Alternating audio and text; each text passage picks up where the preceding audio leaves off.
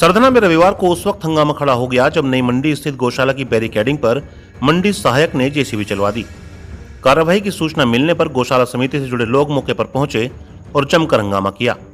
उन्होंने बिना किसी सरकारी आदेश के इस प्रकार की कार्रवाई को दुर्भाग्यपूर्ण बताया। साथ ही पूरे मामले की शिकायत मुख्यमंत्री योगी आदित्यनाथ से करने की बात कही है। आपको बता दें कि सरधना नई मंडी परिसर में बीते 4 वर्षों से गौशाला का संचालन किया जा रहा है। गौशाला को सरकारी सहायता के साथ साथ स्थानीय लोगों का समर्थन भी प्राप्त है। कुछ दिन पहले जंगली जानवरों से गोरक्षा के उद्देश्य से गौशाला के बाहर अस्थायी बैरिकेडिंग लगाने की योजना बनाई गई थी। सरधना देहात ग्राम पंचायत और स्थानीय व्यापारियों के सहयोग से बैरिकेडिंग बनाने का काम चल रहा था।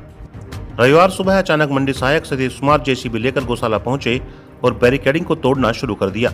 इसके बाद गौशाला समिति से जुड़े लोगों ने कार्रवाई का विरोध किया और मंडी सहायक के साथ आए लोगों को जमकर लताड़ लगाई। सूचना के बाद स्थानीय पुलिस भी मौके पर पहुंच गई और लोगों को समझा बुझाकर शांत किया।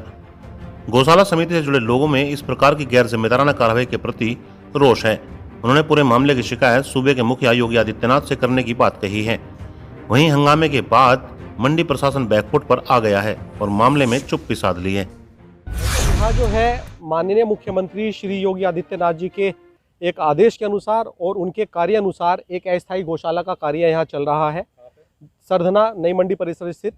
और यह स्थल जो है हमें उस समय के डीएम माननीय अनिल ढींगरा जी ने यहाँ प्रोवाइड कराया था। और यह सारी की सारी गौशाला सामाजिक सहभागिता के माध्यम से चल रही है और जितनी भी यहाँ पे जगह दी गई है उसकी बाकायदा उस समय एक बैरिकेडिंग द्वारा जो है व्यवस्था की गई थी और उसमें हम अपनी गौशाला चला रहे हैं।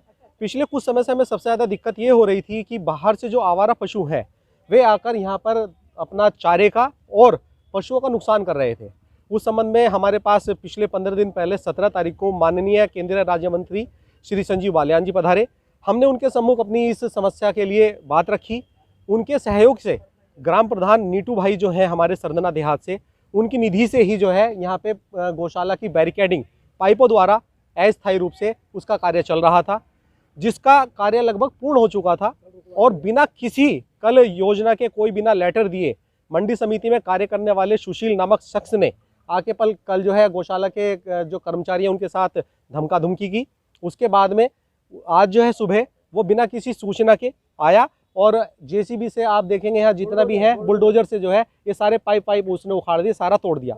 ये सारी की सारी सहायता जितना भी इसमें धन लगा है ये सरकारी धन लगा है और समाज के जितने भी लोग हैं यहाँ केवल हम जो है पशुओं की देखभाल कर रहे हैं। पूरी सामाजिक सहभागिता से कार्य चल रहा है। अगर सरकार का इसी तरह से रवैया रहा तो किस प्रकार समाज जो है गोवंश का संरक्षण कर पाएगा। आप ये देखिए, अगर यहाँ पे संजय भाई, अकरम भाई, पुरुषोत्तम जी ना होते तो उनका बुलडोजर अंदर घुस गया था गौशाला के, पशु पैनिक होना शुरू हो गए थे, भाग दौड़ हो गई थी। आप ये बताइए, हमें कोई सरकारी सहायता इतनी नहीं मिल रही कि हम यहाँ पे बहुत अच्छा कुछ कार्य कर पा रहे हो। 30 रुपये मात्र पशु के लिए मिल रहा है और उसके बाद में इस तरह का व्यवहार जो हम जैसे कार्यकर्ता हैं हम सबका मनोबल तोड़ने वाला है और कोई जिम्मेदारी तय नहीं है। अभी यहाँ लगभग हमारे पास 247 पशु शासन द्वारा स्वीकृत है, लेकिन गौशाला 300 से ऊपर पशुओं का पालन कर रही है। ये समाज का जो पैसा लग रहा है, समाज जो दान दातार है, उनके मन स्थिति क्या होगी, आगे वे किस प्रकार से गौशाला चलाने के लिए चंदा देंगे, किस प्रकार से हम उनके पास जाएंगे। हमारी मांग है कि ये जितना भी इन्होंने तोड़फोड़ की है उसे दोबारा अपने पैसे से दुरुस्त करें और यहाँ पर जो पशुपालन विभाग में जो दिक्कतें हैं जो हमने बताई हैं वो सारा का सारा अब निस्तारण करने का कार्य उनका है। अगर इस पर उन्होंने कोई कार्रवाई नहीं की अगले 24 घंटे में, हम यहाँ गौशाला का जो संचालन उसे छोड़ेंगे और शासन अपने स्तर से देखेगा कि पशुओं का किस तरह से देखभाल करी जाएगी। और कल से सरधना के अंदर एक बहुत बड़ा आंदोलन इस बात के विरोध में होगा।